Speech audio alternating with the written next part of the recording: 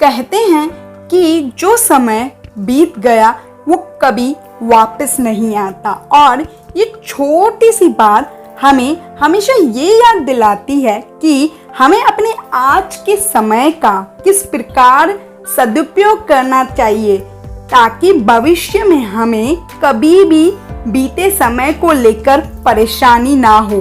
हम इस दुनिया में कब तक हैं ये कोई नहीं जानता, लेकिन जब तक हैं तब तक इस समय को कैसे उपयोग करना है ये हम लोग अच्छी तरह से जानते हैं।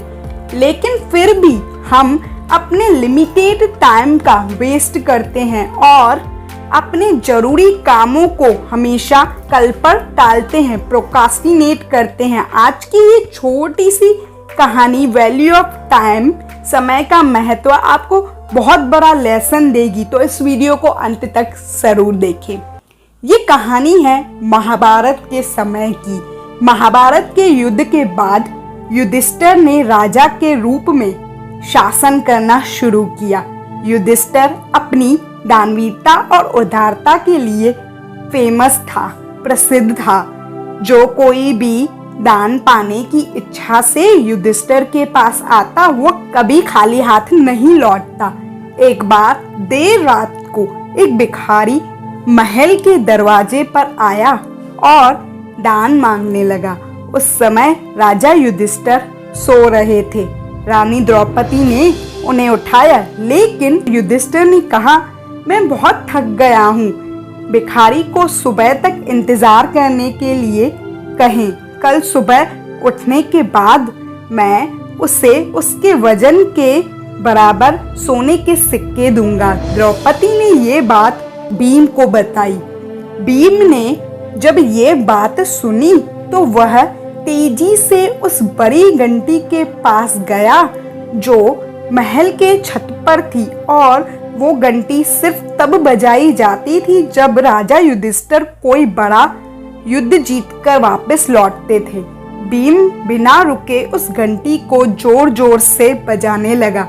घंटी की आवाज सुनकर हर किसी को लगा कि राजा युधिष्ठिर किसी महान युद्ध को जीतकर वापस आए हैं, और ये देखने के लिए सभी पांडव और राज्य के लोग वहां इकट्ठा हुए।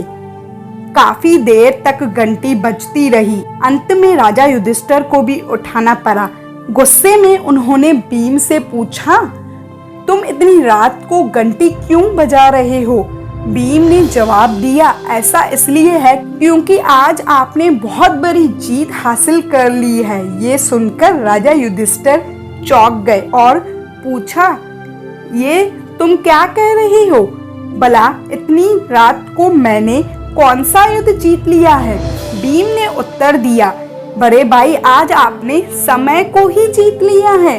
आपने महारानी से कहा कि भिखारी को दान कल सुबह मिलेगा।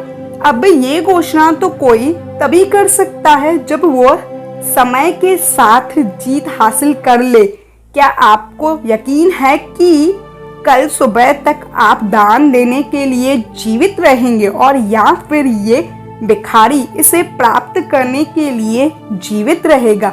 ये सुनकर युधिष्ठिर को भीम की बात का एहसास हुआ और उन्होंने तुरंत उस भिखारी को अंदर बुलवाया और उसे दान दे दिया। इस कहानी से हमें ये सीख मिलती है कि हम सभी के पास लिमिटेड टाइम है और कोई नहीं जानता कि आने वाले कल में, फ्यूचर में क्या होगा। इसलिए जो काम आप आज और अभी कर सकते हैं उसे कभी कल पर मत टालें, क्योंकि कल कभी नहीं आता। अगर जिंदगी को बेहतर तरीके से जीना है तो हमेशा आज में जिए। आई होप ये वीडियो आपको पसंद आई होगी। इस तरह की और भी मोटिवेशनल वीडियोस को देखने के लिए मेरी चैनल को सब्सक्राइब जरूर कर दीजिएगा। मिलती हूँ आपसे नेक्स्ट वीडियो में, तब तक के लिए स्टे कनेक्टेड, स्टे मोटिवेटेड।